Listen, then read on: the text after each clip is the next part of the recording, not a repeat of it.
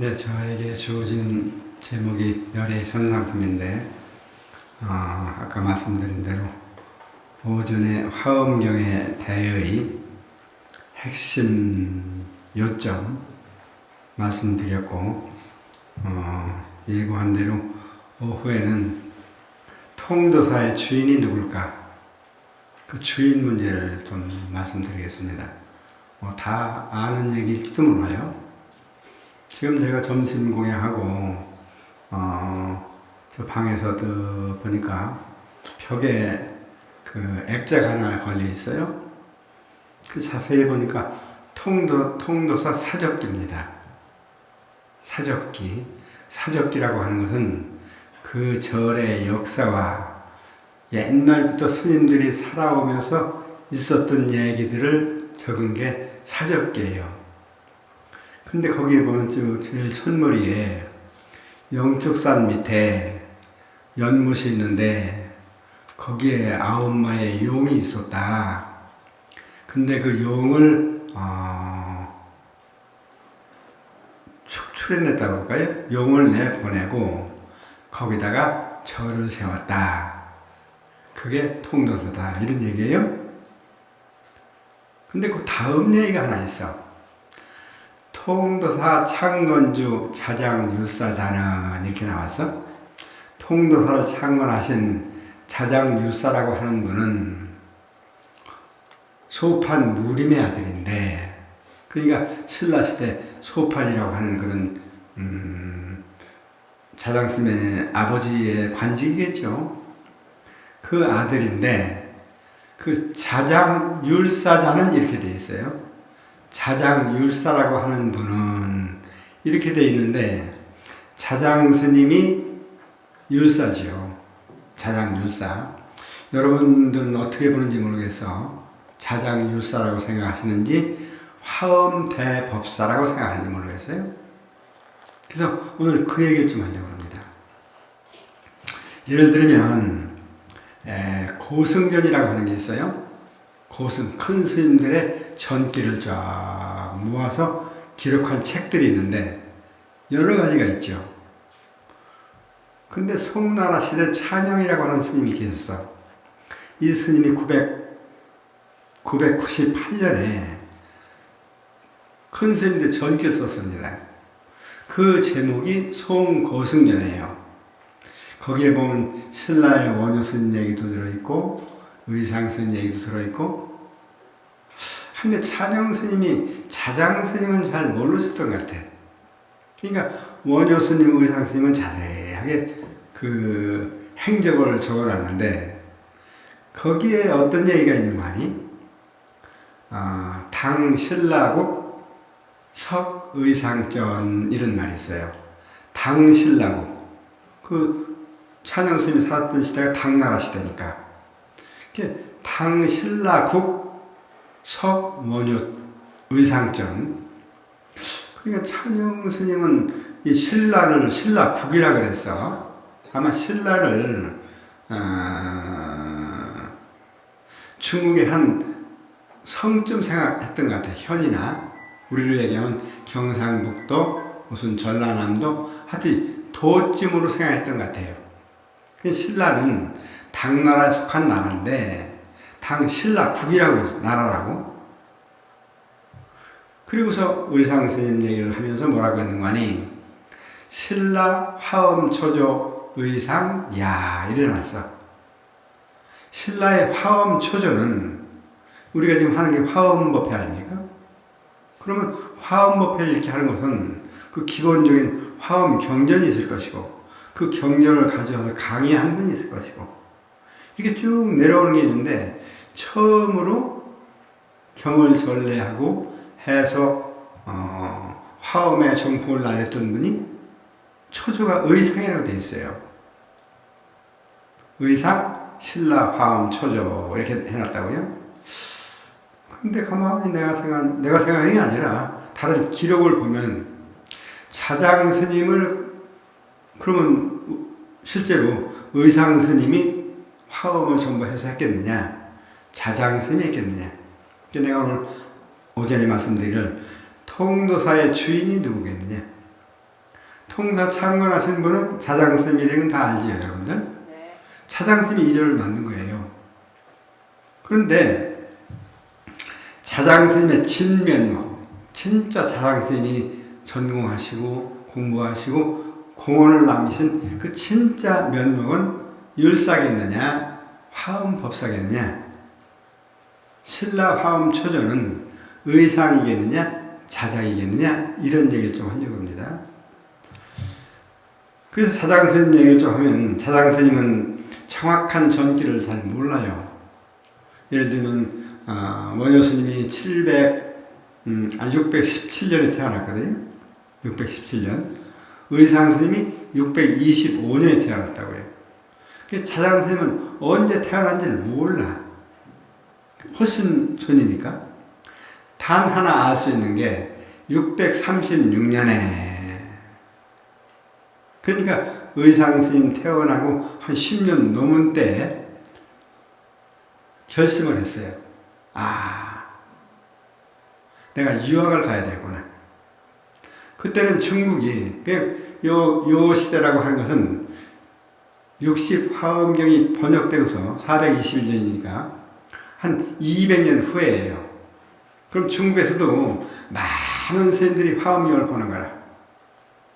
전문적으로 하면 지엄 스님 같은 경우가 중국 화엄의 이조라고 그러는데 수연기령을 쓰셨고, 현수 법장 스님은 그야말로 화엄의 아주 기본 틀을 탁 짜신 분이 현수 법장 스님이에요. 아까 즉사이진, 있는 이대로가 그대로 이게 진리다. 이것 따라 딴 게 없다. 이렇게 했던 게 법장 스님인데, 이런 분들은 화엄경을 다 봤다고요. 근데 지금은 폰이 있고 해서 세계에서 일어나는 일들을 금세 봅니다. 근데 그때는 무슨 비행기도 없었고 소식이 빨랐을까 싶지만은 그때도 상당히 빨랐어요. 왕래가 상당히 잦았다고요. 중국에서 화엄경 번역되면 이게 전래되어서 한국에서 보는 거예요. 차장스님이 그걸 보신 거예요. 그리고서 이분이 뜻을 세웠어. 중국에 가야 되겠다 해서 36년에 떠납니다. 떠난다는 게 말같이 쉬운 게 아니에요. 그러면 신라에서 중국을 만약 가려고 한다면 그때 아직 통일이 안 된 겁니다. 고구려에 신라가 국경이 딱 있어요. 661년에 백제가 망하고 668년에 고구려가 망했으니까 훨씬 전이라. 근데 감히 생각을 내는 겁니다. 숭실이라고 하는 스님들 한 19명 시자 데리고 떠나는 거예요. 갑니다. 여기서 간다고 얘기하자면 보통 일이 아니에요. 차장스님은 그때 소판 무림의 아들인데 진골이에요. 그 신라 시대 성골이 있고 진골이 있는데 선덕여왕이 성골이고 차장은 진골이니까 상당히 가까운 핏줄이야. 근데 차장스님은 부모님이 일찍 돌아가시고, 근데 물론 그때 이미 결혼을 했었어. 근데 부모님이 돌아가시는 걸 보니까 이래서 되게 바심하죠. 그래서 이제 이따 나중에 얘기하겠지만 고골관에 따라 관이라는 건 탁 하나만 보는 거예요. 탁 이렇게 보는 거예요. 고골관, 아주 뼈를 보는데 바삭바삭하게 썩어가는 뼈, 백골관이라고 그러지. 사람이 죽어서 수분이 빠지고 살이 없어지고 점점 줄은 그걸 딱 보다 보면 무상하구나 이런 느낀단 말이죠. 이거 이따 나중에 얘기할게. 그러다가 이제 화엄경을 받겠죠. 화엄경에 보면 여러분들 문수보살이 있다는 거예요. 혹시 여러분들 문수보살 주소가 어딘지 압니까? 참 이거 좀 어렵네. 이 화엄경에서는 문수보살 주처품이 나와. 주처. 주는 머무를 주자. 머무르는 곳. 주소지요. 그러니까. 거기 보면 화엄경에 이렇게 돼 있어. 동북방에 산이 하나 있는데 청량산이라 한다. 여름에 올라가더라도 아주 그냥 눈이 쌓이고서 서늘한 그런 곳이다. 근데 거기에는 문수보살이 1만 권속을 데리고 이런 걸 어떻게 해석을 할 것이냐. 그냥 있는 데를 말로만 하면서 쉽죠. 그러나 학문이라고 하는 건 그렇게 하면 안 되는 거예요. 역사는 정확하게 역사를 보고 신앙으로는 또 신앙을 보고 하는 거예요. 문수보살이 1만 권속을 데리고, 권속이 뭐예요? 같이 사는 사람이요. 10,000명을 데리고 상주설법한다. 항상 설법하고 있다는 거예요. 근데 좀 여기서 황당한 게 있어요. 화엄경에 동북방이라고 그러는데, 동북방이 어디가 동북방이에요, 여러분들? 그건 보는 방향에 따라서 요 마이크를 에서 보면 요 컵은 오른쪽이에요. 컵은 이건 오른쪽인데 저쪽 쌀자루에서 보면 이건 왼쪽이라고요. 그죠? 똑같은 건데 오른쪽에 있기도 하고 왼쪽에 있기도 하고 기점을 어디에 두느냐에 따라서 방향이 달라지잖아요. 그 옛날 조사선생님들 늘 그런 말을 해요. 본무 동서인데 남북이 하시냐? 본래 동쪽과 서쪽이 없는데 남쪽과 북쪽이 어디 있냐? 정확한 말이죠. 본래 동쪽, 서쪽이 없지요. 여기 정해놓으니까 동쪽이다, 서쪽이다 이런 거 아니에요? 근데 화엄경에는 다른 말이 없고 화엄경 보살주처품 혹시 관심 있는 분들은 오늘 한번 보세요. 보면 동북방에 산이 하나 있는데 이름이 청량사다. 한 겨울에도 한 여름에도 눈이 하얗게 쌓이기 때문에 아주 청자가 서늘하 청자가 청량음력 그러잖아요. 시원하단 말이에요. 차장스님이 그걸 봤겠죠. 아, 문수보살님이 1만 권속대로 항상 설법을 하고 있다고 그러니 여기 가야 되겠다. 그래서 636년에 떠납니다. 10명의 제자를 데리고 여기서 걸어서 저리 가면 고구려 국경이 있고 동쪽 서쪽으로 가면 바다가 있고 걸어서 북경까지 간 거예요. 그죠? 이거는 보통 결심하지 못하죠. 북경에서 기차 타고 가도 하루 저녁 걸려서 태원에 도착했는데 걸어간 거 아니에요. 또 거기서 오대산에 가서 3,800m 올라가는 거예요. 보통 고난이 아니었겠죠. 그러니까 그런 결심이 있으니까 그 자장 스님이 오셔서 이렇게 이런 절을 세우고 부처님 진심 사리탑을 만들고 그 자장 스님이 또 갔더니 태화지가 있단 말이죠. 태화지? 태화지는 태화라는 연못입니다. 지금도 울산에 가면 태화사라는 절이 있었던 거 아시죠, 여러분들? 울산에 강이 태화강이에요. 그 태화사가 있었는데 지금 절은 없어진 것 같고 그 후대 모친 그런 게 있는 것 같은데 태화제 때 갔으니 자장스님 기분이 어땠을까요? 나이가 몇 살인지 알 수가 없어요. 근데 이 보살주처품에 보면 거기에 가면 이승이 왔다 갔다 하는데 이승, 달을 잇자 스님들 이상한 스님이 왔다 갔다 하는데 날씨가 맑은 날에는 향을 피우는 향기가 아주 코에 스치고 이런 얘기들이 화엄경 보살주처품에 나온단 말이에요. 자장스님이 기도하는 겁니다. 7일 동안 열심히 기도를 하는 거예요. 7일 기도를 하니까 그야말로 이승이 나타났어. 이런 걸 어떻게 해석해야 될까는 참 어렵습니다. 뭐라고 한마디로 하기 어려워. 이승 이상한 스님이 또 나타났단 말이에요. 나타나가지고 스님한테 개송을 하나 줘. 뭐 쪽지를 준단 말이죠. 그 쪽지를 받아보니까 이런 기록들은 삼국유사라는 책이 있어요. 이련 스님이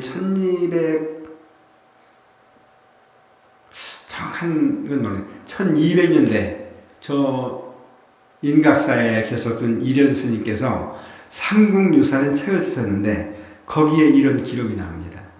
그래서 삼국유사를 보면은 그 이상한 스님이 글을 하나 주길래 보니까 범어로 되어 있어요.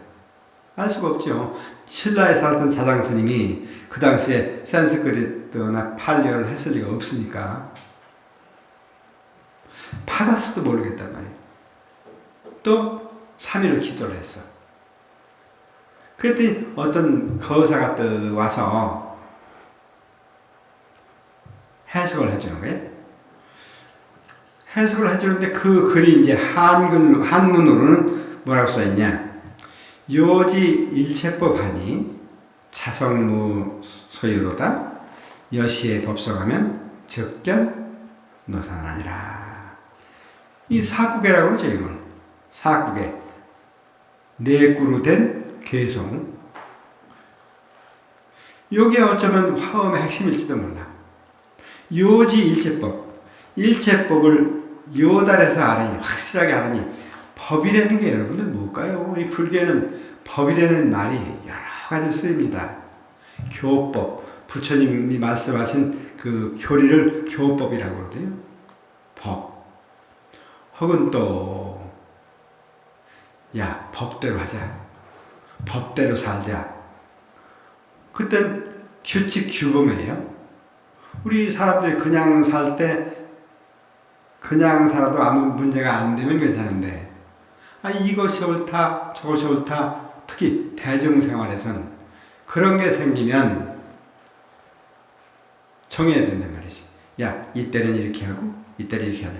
이걸 법이라고 그래요. 룰이지, 그러니까 요즘 말하면 룰이에요.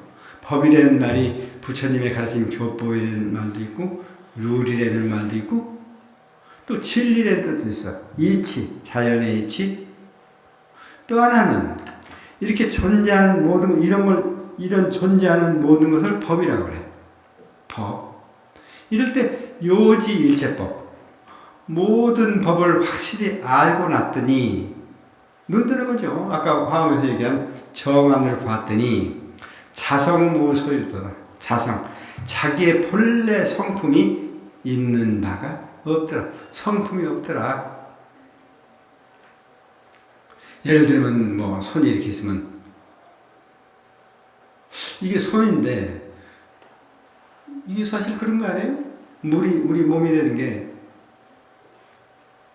수분이 몇 프로, 철분이 몇 프로, 칼슘이 몇 프로, 인이 몇 프로. 이거 계산한 것도 있습니다. 뭐 한 7가지쯤 요소가 모여서 이게 된 것이지 나눠놓으면 없는 거 아니냐? 사실 그런 거죠. 그래서 이런 모든 것들을 봤더니 여러 가지가 모여서 조건에 의해서 이루어져 있는 것이지 실체는 없다. 이 깨달음, 이거 아는 깨달음이죠.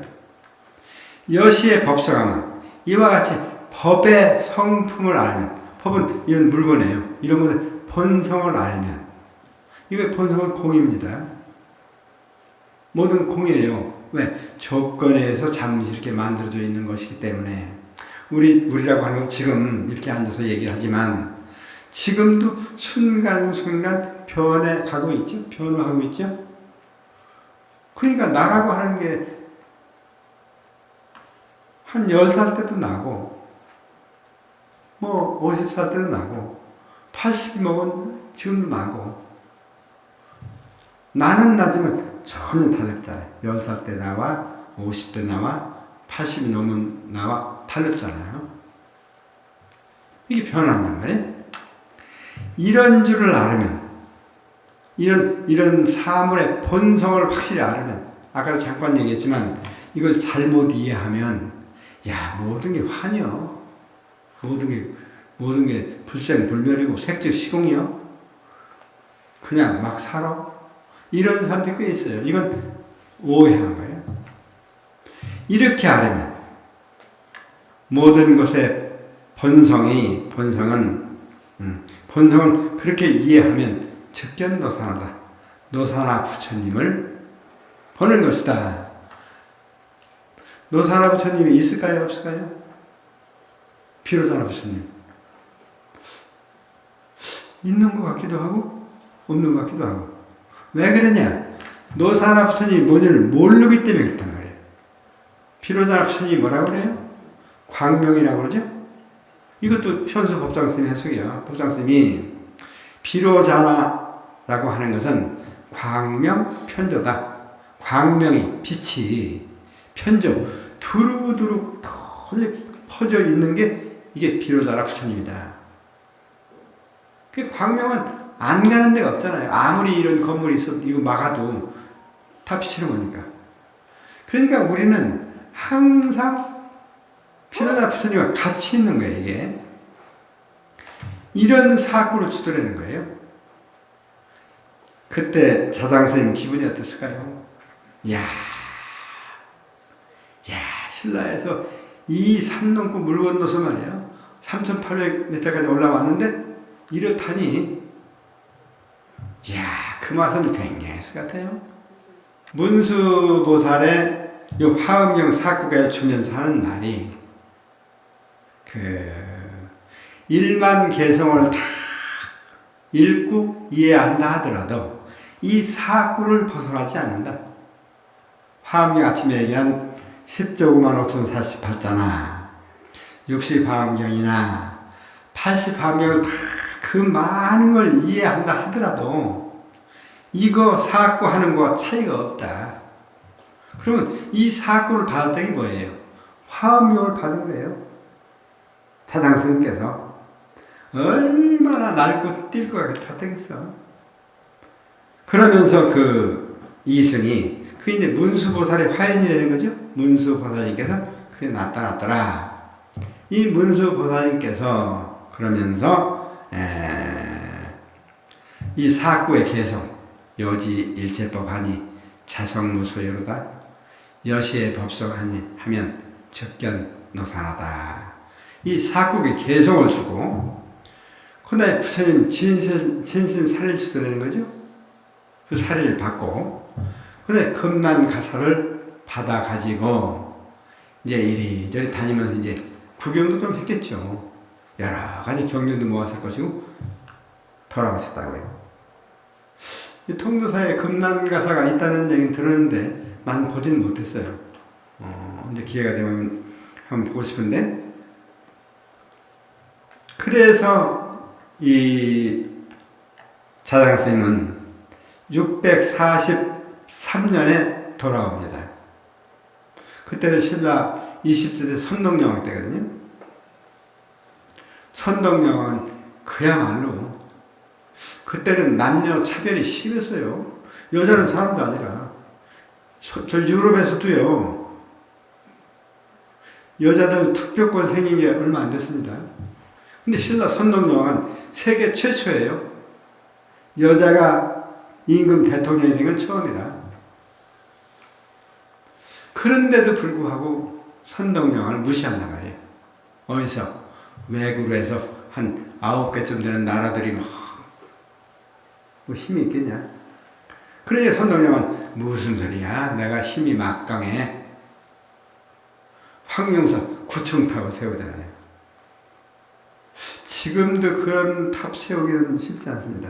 나무로 더군다나. 이건 선덕여왕의 힘을, 국력을 보여주는 거예요. 지금으로 하면 트럼프가 뭐 막 떠들고 이러잖아요. 이걸 보여준 거예요. 진고린 자장스님께서 중국에 가서 그렇게 공부를 하고 돌아오셨으니 얼마나 든든하겠어요. 바로 국통으로 임명을 해요. 국통. 국사예요. 국사. 임금님의 스승이에요. 자장스님이 그 분황사에 계십니다. 분황사에 계시면서 뭐 여러 가지 했겠죠. 다른 건 물론 여러 가지 했겠지만 그 중에서 대승론과 포살계본을 강의했다. 이런 게 기록이 있어요. 대승론이라는 건 대승에 관한 여러 가지 경전들, 대승경이 여러 가지 있습니다. 법화경이라든지 반야경이라든지 반야금강경, 화엄경이라든지 무량수 그 경이라든지 유마경 같은 게 전부 대승경전들이에요. 대승경론을 강의하신 거예요. 자랑스님이. 그리고 포살계본을 강의했던 거예요. 그러니까 그때 계율을 강의해가지고 신라의 스님들한테 우리가 이렇게 살아야 된다. 부처님이 이런 말씀을 하셨다. 이러고 했겠죠? 그랬더니 신라 서랍원에 10집이면 8, 9집은 8집, 9집이 불자가 됐다는 거예요. 이런 도인이 좀 나와야 되는데 사실은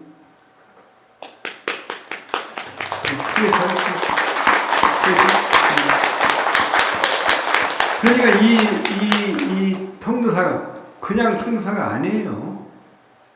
그랬던 자장스님께서 이제 또 그런 국통이 돼서 우리 스님들도 참 이건 필요합니다. 나도 이거 해야 되겠다. 뭘 하냐? 화엄설법을 하든지 뭐 부처님한테 전화를 내면 장소가 있어야 될 거 아니에요. 자장스님이 살던 집이 있어. 그 집을 고쳐가지고 원영사라고 절을 만들었어요. 원영사. 자기가 살던 집을 절로 고쳐서 원영사라는 그 현판을 걸고 낙성식 법회를 합니다. 낙성법회. 이 낙성법회가 화엄법회예요. 내가 본 이 화엄살림, 통도사에서 지금 이 화엄살림 하는데 이거 최초가 원영사에서 했던 자장스님의 그 낙성법회입니다. 그 낙성법회를 뜨격하니까 하늘에서 50이 천녀가 내려오더라는 거예요. 천녀. 그러니까 하늘 여자들이 52명이 내려와서 그 법문을 듣더라는 거예요. 이건 뭐 얘기가 길어요. 왜 하필 52명 있겠느냐 이런 얘기를 해요. 그래서 사장스님께서 야 52명이 왔으니 그걸 기념으로 해서 나무를 심어라. 그래 52그루의 나무를 심고 이름을 지식수라 그랬다 그래요. 삼문서의 기록입니다. 지식이라는 여러분들 선지식이라는 말 들어봤죠? 선지식. 그러니까 하늘에서 52명의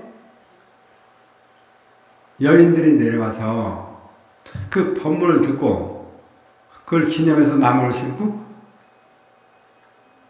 지식수라 했다.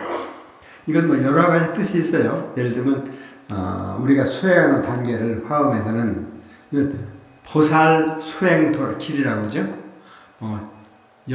대개 10자로에 십신 10가지의 믿음과 십주, 십신, 십주, 십행, 십주, 십해양, 등각, 묘각 하면 50이죠? 잘 아시네요. 등각, 묘각 다음은 완전히 부처님이에요. 그러니까 그 50이 천녀가 와서 했다는 것은 그와 같은 것을 나타낸 것이다. 이제 그런 얘기로 나오면 이제 한참 또 길어지죠, 그게? 그래서 이 자장스님께서는 내가 이제 오늘 드리고 싶은 말의 핵심은 화엄경을 처음 가져온 분이 자장스입니다. 이 사골 가져왔지만 이것이 일만 개성을 다 강의해도 이 사골 벗어나지 않는다고 했으니까 화엄경을 처음 가져온 게 자장스님이에요.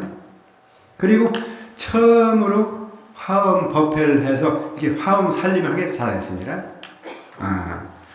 그리고 이제 자장스님은 오대산 가는 거죠. 이 오대산이 자장스님 전에는 오대산이 아니에요. 자장스님이 중국 오대에 가서 아까 청량산이 오대산인데 오대는 설명이 길어요.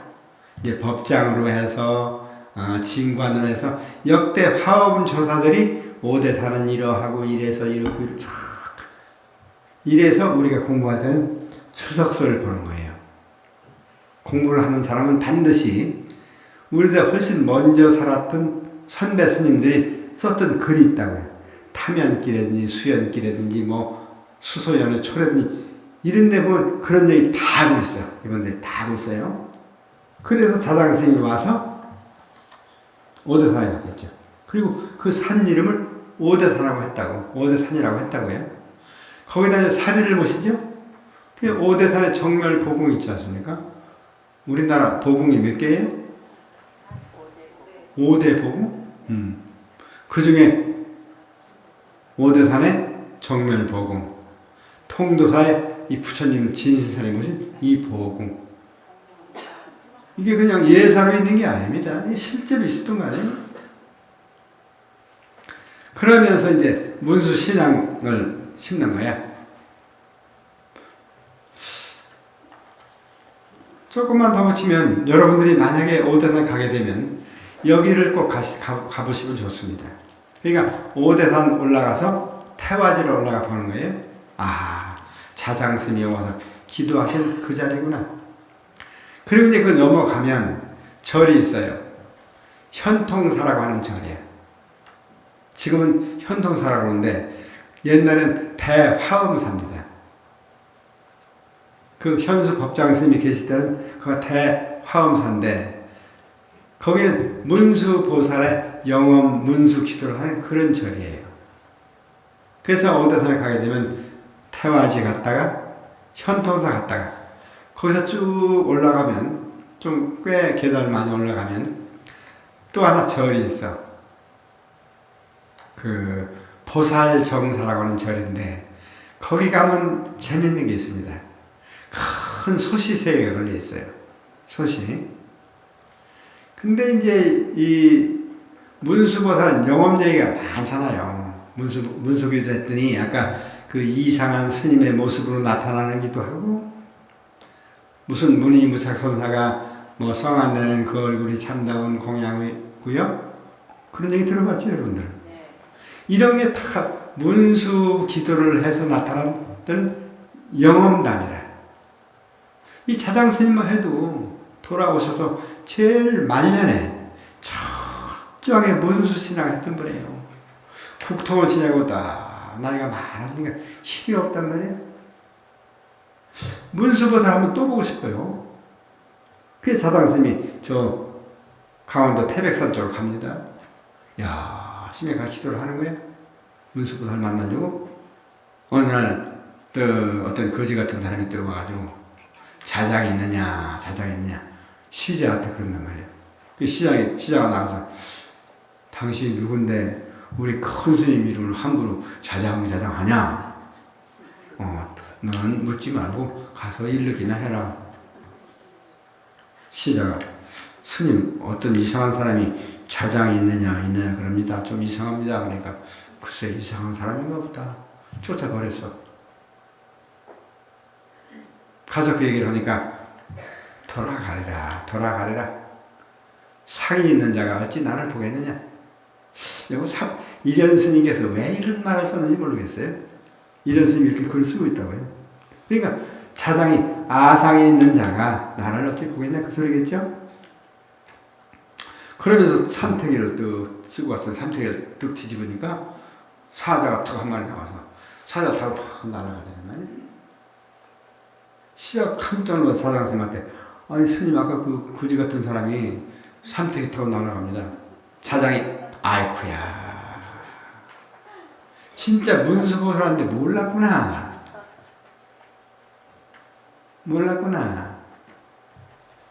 자장이 막 뛰어가다 보니까 처음 날아간다. 삼궁유사에는 제일 마지막에 그래서 올라가다가 쓰러져서 돌아가셨다는 거예요. 그래서 석혈에 묻었다 이렇게 돼 있어. 삼궁유사에 혈은 구멍혈자예요. 구멍. 돌 구멍에 묻었다는 건 뭐예요? 화장해서 붓었던 만들었다는 거 아니에요. 이건 이련 스님께서 이런 글을 남기는 것은 차자의 국통까지 했으니까 아상이 좀 있었잖아. 모르겠어요. 그건. 이랬던 자장 스님인데,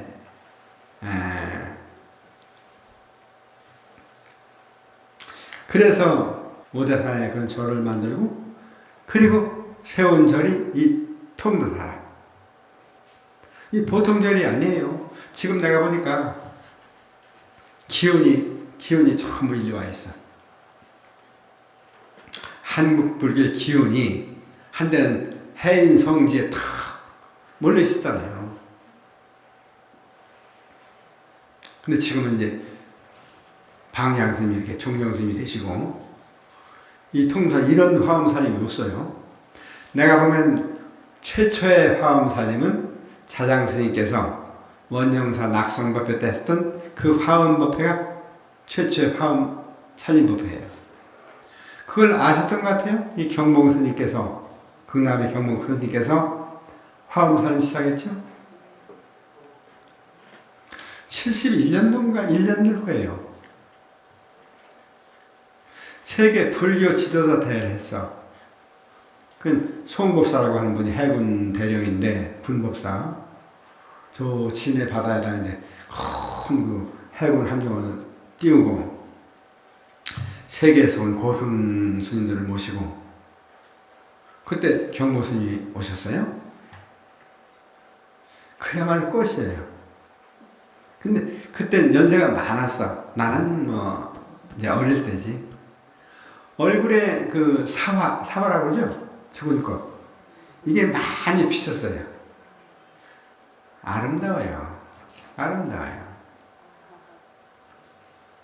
그 경봉 큰 스님께서 화엄 살림 법회 한 거 아니에요. 그 자장 스님이 창건주예요. 그 창건주의 권한을 승계한 게 여기 방장입니다. 법률적으로 방장 스님이 또 임명한 게 주지 스님이에요. 그러니까 통도사 창건주의 권한을 방장 스님한테 인계를 하고, 주지 스님, 방장 스님 주지만 줬으니까 인수를 하고, 그래서 이런 법회가 좀 되는 거예요. 그런데 이제 나중에 줄여서 자장 스님의 진면목은 그러니까 율사가 아닌 거 아니에요. 율사예요. 그러나 진면목은 화엄법사입니다.